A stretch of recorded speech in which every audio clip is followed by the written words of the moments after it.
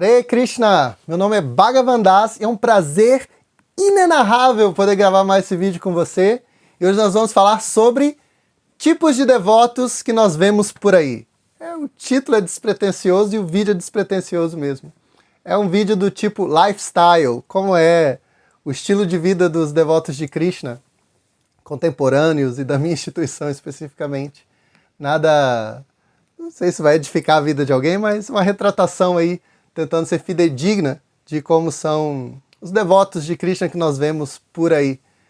Então, como todo grupo de pessoas, nós conseguimos categorizar pessoas observando seu comportamento, e a gente vê que esses comportamentos se repetem e se formam grupos e há personalidades específicas, e a gente coloca algumas categorias nelas.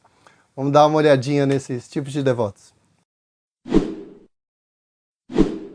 Um tipo de devoto frequente aí, ele é chamado de Kirtaniya.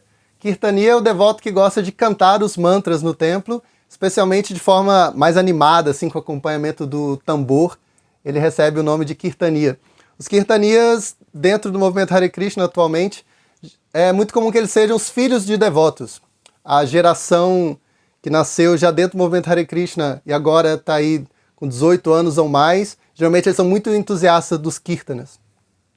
Essa figura também foi proliferada, ela se multiplicou fartamente, graças a festivais muito maravilhosos que foram promovidos dentro do Brasil e do mundo, que são chamados de Kirtan Fest, ou Kirtana 24 horas, em que os devotos organizam um dia, 2, 3 dias, para cantar mantras ininterruptamente. Eles fazem uma escala, assim, com um rodízio grande, aí tem lá o nome de quem vai cantar, de quem vai estar no tambor, e assim, essa dupla cantou meia hora, acabou, já entra a próxima dupla, canta por mais 30 minutos, e às vezes ficam 24 horas cantando, 36 horas. Esses eventos foram muito organizados no Brasil por um devoto muito entusiasta, muito especial, chamado Vaikunta Murti. E internacionalmente a figura mais marcante dos Kirtanas, esses Kirtanas empolgadíssimos e contínuos, é a Indra Prabhu. Ele fez isso na Índia por muito tempo, ininterruptamente, motivou pessoas, treinou pessoas. A aparência do Kirtaniya, do devoto empolgadíssimo com Kirtana, geralmente ele é jovem, assim, uma aparência meio descolada, às vezes ele tem os dedos já enfaixados assim, de tanto tocar tambor, e outra característica mais ou menos engraçada dele é que ele já tem o seu parceiro de Kirtana, assim. Quando ele vai cantar, ele gosta que quem toque o tambor seja o cara que já conhece ele, sabe o horário que ele vai fazer a virada ali, fazer o canto dele. Esses são os Kirtaniyas, é um tipo de devoto que você vê por aí. E a base escritural do Kirtaniya são os livros sagrados mesmo, como Bhagavad Gita, Bhagavata.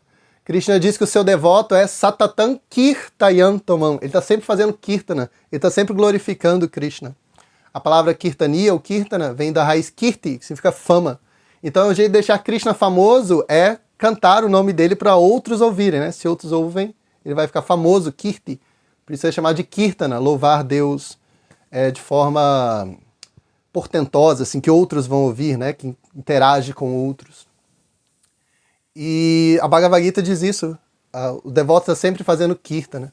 E o Bhagavatam diz que o Kirtana é a melhor prática para o nosso tempo, porque ele é muito barato, né? Praticamente de graça, diferente de construir um templo, fazer uma cerimônia pomposa. Ele é gratuito, as pessoas que têm a mente perturbada podem praticá-lo facilmente, porque não é meditação silenciosa, é uma meditação muito ativa. Também se diz que ele é muito bom por não depender de ser feito em um lugar específico, você pode fazer em qualquer lugar, a qualquer momento. Então o Bhagavatam recomenda o Kirtana, o cantar dos nomes de Deus, como algo muito democrático, muito acessível a todos. E os devotos que pegaram essa mensagem com muito entusiasmo são chamados de Kirtaniyas. Um outro tipo de devoto que você vê por aí, ele tem um apelido carinhoso que é o Bhakta Perereca, ou também conhecido como Bhakta Pipoca, pelo mesmo motivo, né? A pipoca pula alto e a perereca pula alto também.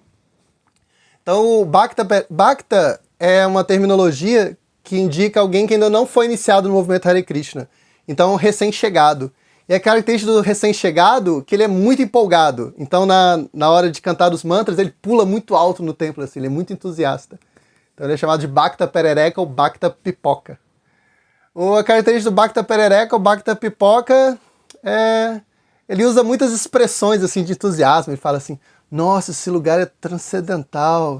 Nossa, que néctar. E ele sabe apreciar as coisas pequenas, que com o tempo uma pessoa muito tempo exposta a isso pode não dar o devido valor. Então, as atividades rotineiras de um templo, como poder comer o alimento santificado, nós deveríamos apreciar a nossa vida inteira. Às vezes uma pessoa 20, 30 anos comendo alimento santificado, acha que isso é trivial, né?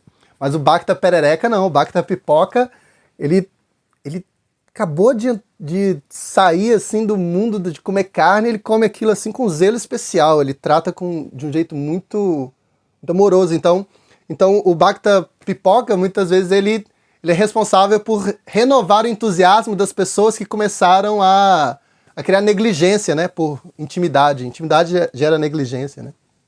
Então, quando o recém-chegado dá o seu depoimento de como a Bhagavad Gita é especial, de como esse alimento é especial, de como o som dos mantras é especial, isso vai reentusiasmando os demais, né? Agora, o Bhakta Pipoca, a gente não sabe se ele vai ficar, né? Será que é fogo de palha? Será que é só uma paixão passageira? Na base escritural do Bhakta Pipoca, a gente tem um livro chamado Madhurya Kadambini, que diz que é muito comum um entusiasmo passageiro no começo da vida espiritual. Ele é chamado tecnicamente de Utsaha Mai, significa literalmente entusiasmo fugaz, ou entusiasmo mais ou menos ilusório. Ele tende a ir embora, é como uma paixão, assim, um casal que se encontra, se apaixona, e essa paixão tende a durar 1 ano, 2, e depois ela vai embora, né? Então o Bhakta Pipoca, em algum momento da vida dele, ele vai ter que dar sentido à sua escolha espiritual em um nível mais profundo. Ele vai ter que confrontar a sua sombra. Ele vai ter que passar por crises filosóficas, por crises existenciais. Ele vai ter que se confrontar com textos que dizem coisas que o desagradam, que ele acha que não deveriam estar ali. Ele vai ter que encontrar pessoas que não têm mais entusiasmo, pessoas devotas de Krishna que são ranzinzas, que não estão à altura dos ensinamentos de Krishna, e talvez seja autoridade para ele. Ele vai ter que passar por todas essas crises, e aí se ele passar, ele chega no que é chamado de nista, estável. Ele vai ser uma pipoca, pula menos, mas aquele gostinho de manteiga da pipoca crocante, assim, bacana. É exatamente como relacionamento, né? Você tem um momento da paixão, dura 1 ano ou 2, e aí quando acaba a paixão você vai descobrir se era amor ou se não era, né? Se a pessoa vai progredir para um relacionamento maduro, onde há perdão, onde há serviço, se houver essas coisas, o relacionamento se mantém. Se a pessoa, acabada a euforia da conversão, era só euforia, se nela não havia postura de servir, de melhorar a instituição, de perdoar as pessoas que não são muito boas, de lidar com partes da filosofia que ela não aceita ou não concorda, se não houver isso, depois daquele entusiasmo pipoqueiro, ela vai embora. Então uma hora a gente pula um pouco menos, reflete um pouco mais, busca dar sentido para as coisas, questiona, e aí a gente descobre se era amor ou era cilada. Esse é o Bhakta Pipoca. Um outro tipo de devoto que você vê por aí é o devoto antigo, às vezes chamado também de fóssil vivo ou de devoto dinossauro. É bem legal ouvir as histórias que ele tem e de como ele manteve a sua vida espiritual até aqui, o que ele acha que mudou para melhor, o que ele acha que mudou para pior. Então a gente vai ouvir esse tipo de história bem interessante. Então os devotos antigos, muitas vezes eles estão assim conheceram Prabhupada ainda. Aí eles contam sempre uma história engraçada. Prabhu Jagavititra, por exemplo, um discípulo de Prabhupada no Brasil, ele falou que entregaram para ele uma praçada de Prabhupada, né? Praçada é algo que a pessoa utilizou ou comeu parte e sobrou, e aí essa sobra é chamada de praçada. Então falaram, nós trouxemos uma praçada de Prabhupada. Ele achou que era um docinho, alguma coisa, né? Quando entregaram para ele, ele ficou tão empolgado que imediatamente ele pôs na boca. Só que não era comida, era o cabelo de Prabhupada, era um pedaço do cabelo de Prabhupada. E ele falou assim que ele sentiu um entusiasmo assim, especial. Então as pessoas conheceram Prabhupada, relata assim que ele era muito afetuoso, assim, um poder espiritual muito grande de convencer as pessoas, uma palavra que move assim, pelo seu exemplo. E ele recebia muito bem os pais dos devotos. As pessoas que conviveram com o Prabhupada sempre têm assim, anedotas, coisas engraçadas ou coisas muito impactantes. E é muito legal de ouvir. E eles vão dizer também como era antes, como é hoje, o que ficou melhor, o que ficou pior. E aí trazem uma influência pra gente, né? Uma coisa geralmente que eles dizem que melhorou é a forma com que as mulheres são tratadas, a forma com que os chefes de família são tratados. Eles falam que era comum naquela época achar que só o homem monge estava certo, assim. E as pessoas que tinham filhos, ou que se casavam, era assim, segunda classe. Mulheres, segunda classe. E que hoje é uma conquista, algo bom, algo de maturidade, que mulheres e homens com filhos e famílias e crianças gozam do mesmo status dos homens celibatários, que são uma conquista boa. E vão dizer coisas que eram melhor no passado do que hoje. Uma coisa que eles relatam com frequência é que no passado havia um grande entusiasmo em relação aos livros de Prabhupada, que todos os serviços eram em torno dos livros de Prabhupada. Então a pessoa que ia fazer a decoração do altar, ela pensava, eu vou decorar bem o altar, porque as pessoas que estão vendendo livros na rua vão pegar seu entusiasmo de ver a beleza de Krishna. Eles vão trazer visitantes, porque eles venderam livros nas ruas e vão trazer esses visitantes para ver Krishna no altar, então eu tenho que caprichar. O cozinheiro pensava, eu tenho que cozinhar bem para o pessoal que vai vender livro na rua estar bem alimentado.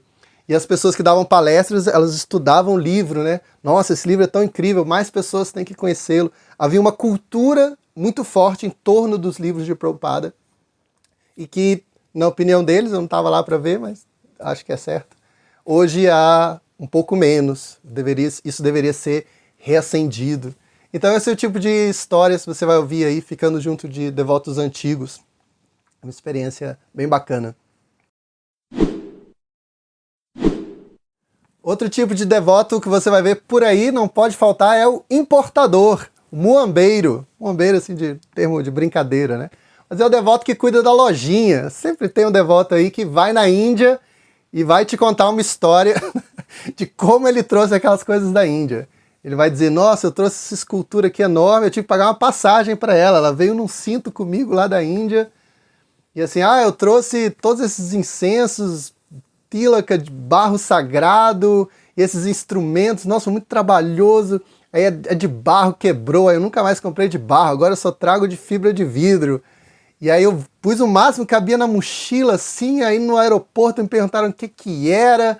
E aí o indiano, você tem que ficar negociando com ele, nada tem preço, ele vê que você é estrangeiro, ele quer dar um preço difícil. Ele conta as histórias de como ele conseguiu essas coisas na Índia.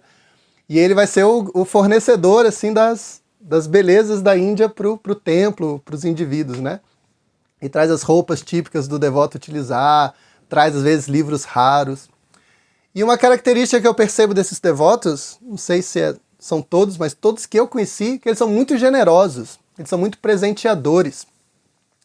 Então é comum, assim, eu tô aqui às vezes no altar, aqui da comunidade onde eu moro, e chega assim um devoto do tipo lojinha, devoto importador, chega uma caixa de incenso desse tamanho, bota ali assim, fala, presente para Krishna, presente para o altar, para você oferecer no altar, bota ali e vai embora, assim. Aí você vai comprar essências com um devoto, você compra duas, ele te dá uma terceira, te presenteia com blusa, e ele fica sabendo. Eles são muito presenteadores, eu noto isso. Há uma natureza generosa neles. Você talvez, eu conheço um bem pão duro, com certeza tem, né? Tem de tudo. Mas o meu contato com eles é que eles são muito presenteadores, gostam de contar as histórias das idas na Índia para conseguir essas coisas e trazem, né, a beleza da decoração indiana, tudo isso para o Brasil vem através da mão desses devotos. Típico também, você vai sempre conhecer um por aí rapidinho. Um outro devoto que você vê por aí, menos frequente, é aquele devoto que as pessoas falam, esse aí vai ser guru.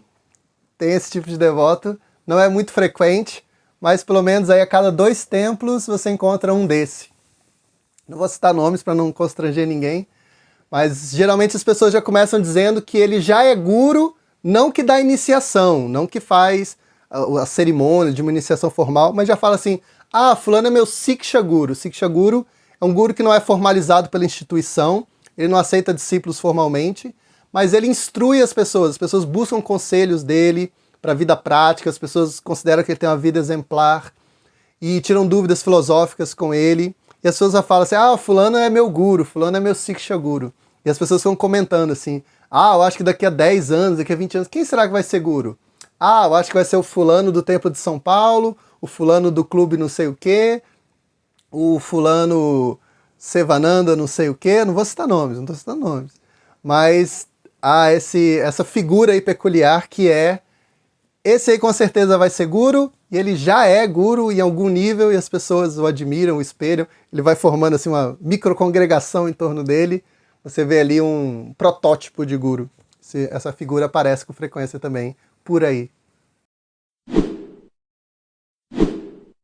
Outro personagem aí, que eu não sei se é só minha experiência ou se é algo universal, que eu chamo de pedreiro multiclasse. O pedreiro Hare Krishna, ele nunca é pedreiro.